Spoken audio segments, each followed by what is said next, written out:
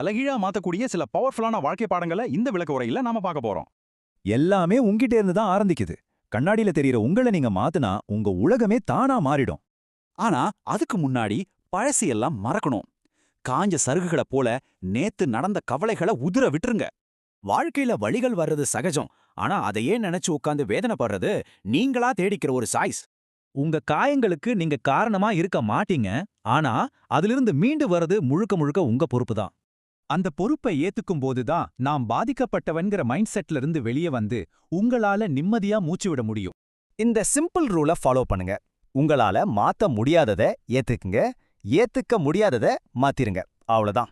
உங்க வாழ்க்கையை நீங்களே டிசைன் பண்ணலன்னா கண்டிப்பா வேற யாரோ ஒருத்தரோட பிளானுக்குள்ள நீங்க மாட்டிக்குவீங்க. பாத்துக்கோங்க. சரி, நீங்க என்னதான் பிளான் பண்ணாலும் வாழ்க்கையில எதிர்பாராத புயல் அடிச்சா என்ன பண்றது? எல்லா புயலும் உங்களை அழிக்க வராதுங்க. சில புயல் உங்க பாதைய கிளியர் பண்ண கூட வரலாம், தெரியுமா? தடைகளை முட்டுக்கட்டையா பார்க்காதீங்க. அது உங்களுக்குள்ள ஒளிஞ்சிருக்கிற பலத்தை வெளிக்கொண்டு வர வெறும் வழிகாட்டிகள் தான். எப்பவுமே கம்ஃபர்ட் ஜோன்லயே இருந்தீங்கன்னா அது ஒரு போது உங்களுக்கு நிம்மதியான வாழ்க்கையை தராது. ஞாபகம் வச்சுக்கோங்க.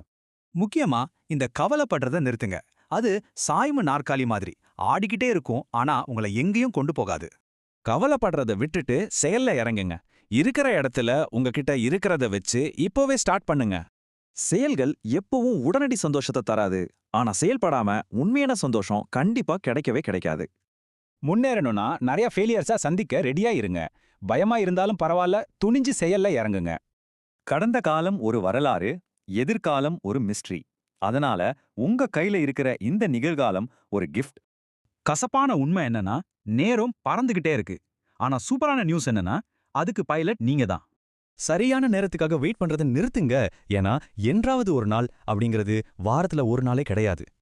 20 வருஷம் கழிச்சு நீங்க செஞ்ச தப்ப விட செய்யாம விட்ட விஷயங்களை நினைச்சுதான் ரொம்ப ஃபீல் பண்ணுவீங்க. மறக்காதீங்க, உங்க மொத்த வாழ்க்கையையும் மாத்தக்கூடிய அந்த ஒரு தைரியமான முடிவுல இருந்து நீங்க ஒரே ஒரு அடி தூரத்துல தான் இருக்கீங்க. இப்ப சொல்லுங்க, வளர்ச்சியை நோக்கி தைரியமா முன்னாடி போக போறீங்களா, இல்ல சேஃப்டி நினைச்சு பின்வாங்க போறீங்களா? முடிவு உங்க கையில.